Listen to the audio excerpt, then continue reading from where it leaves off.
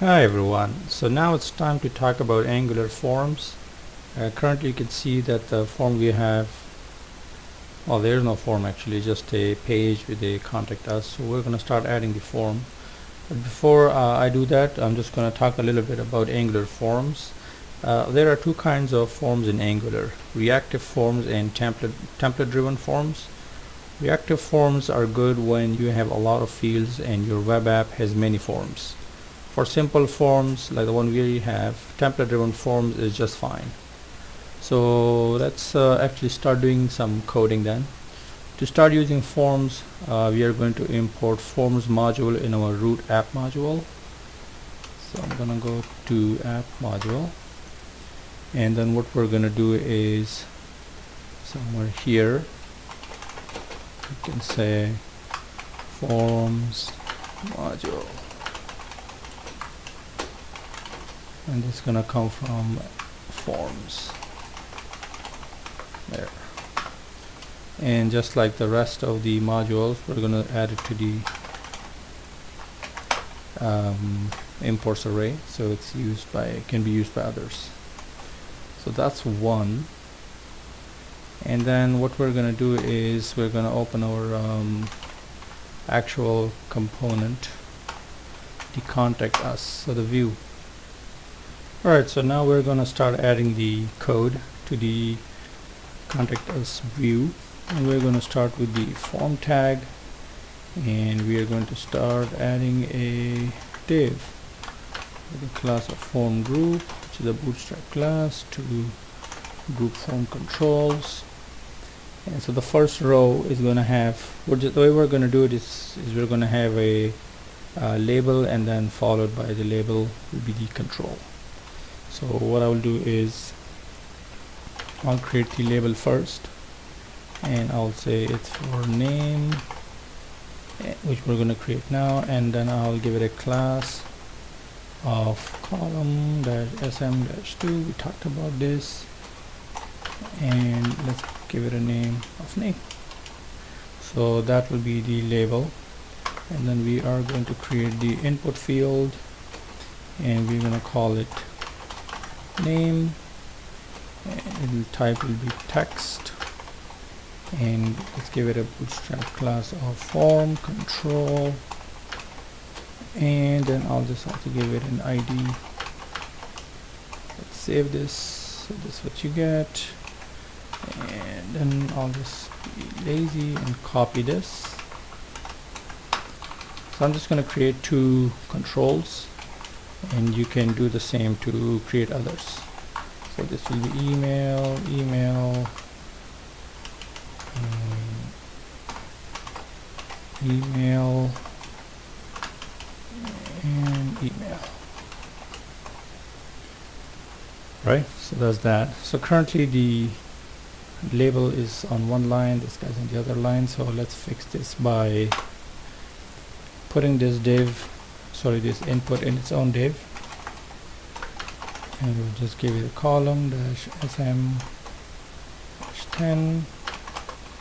And as I said, we talked about this in the first couple of videos, so I'm not going to mention it here. Then I'll do the same thing with this email input. Here you go.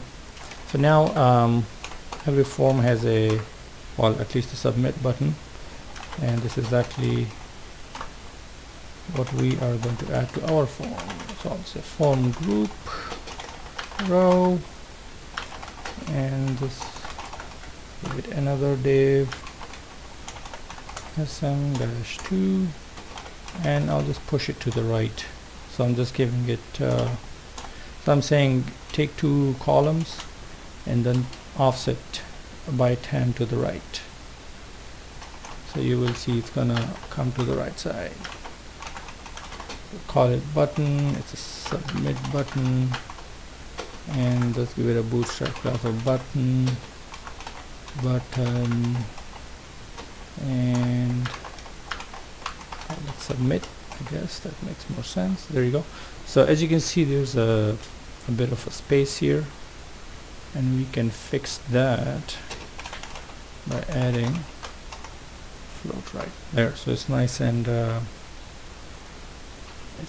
aligned. So if I so this will be on a small screen, and then on big screen is going to be like that. That's because we have added this SM, which is our breakpoint. So on the small screen it breaks and they'll stack on top of each other, which still looks nice. Alright, so that's our form. And now that we have done the form, we need to start add code that we can process the data, right? The first thing we can do is come to the form tag, and we can say this event that on submit, what do we want to do? We want to call this method on submit. Now this doesn't exist. I don't know if it will cry. No. But if I hit submit, you can see it's complaining Angular because that event handler doesn't exist. So what you can do is go to your component.ts file, and we can start adding the handler, right? Because that's where the stuff is gonna come. So you can say on submit. So for starters, we'll just say console.log. No. So we'll say console.log form submit. Okay. Save that. So I'll just come hit F12, go to the console. When I hit submit, you can see the submit event is being triggered, and the handler is actually taking it. And now we can tie the form to the actual model using ng model directive. But before we do that, we need to give our form some kind of variable name, and it's usually called a template reference variable. And the way you do it is you basically just come here to form, and we can say form equal to ng form. So this one is a template reference variable, and that's what it is, and it's a reference to the ng form directive. This is automatically added. You must be thinking like, well, where's ng form? Well, this is automatically added by Angular to the form tag. And ng form, on top of other things, holds your form controls and does validity checks. This is a parameter to the onSubmit method. So what we can do is basically we can add this here, so that when we submit the form, this data is going to go and will be available over here. But now how do we actually take these inputs, right? You must be saying, well, how are they going to appear? Well, the way you're going to do this is I'll come to this one first, and I'll say ng model, and then I'll give it another template reference variable and call it ng model. There. So that's that. So now I can come here to my component, and then I can say form ng form, and then this will be added for you. And let's spit this out and see what we get. If I say submit, you can see the event. This is the actual event, right? So we need to capture the value. So we will say value, and now when I submit, there you get name. So if I say Grepsoft submit, there you go, you got your Grepsoft. So in the same way, I can come here and I can say ng model email equals ng model, and then if I just come here and say name, and then I say email at gmail.com, whatever. So you get your values. There you go, that's your form data. Then that you can send over to the server for further processing and blah blah blah. Now it'll be nice if we can add some kind of validation to our form, because currently, I mean, you see the submit button is always enabled. It will be nice if this is only enabled when both fields are actually, you know, filled in. Very easy to do. So we can use a disable directive. We can say disabled when form is invalid, right? But then how would it know what a valid is? Well, so we can say this is required,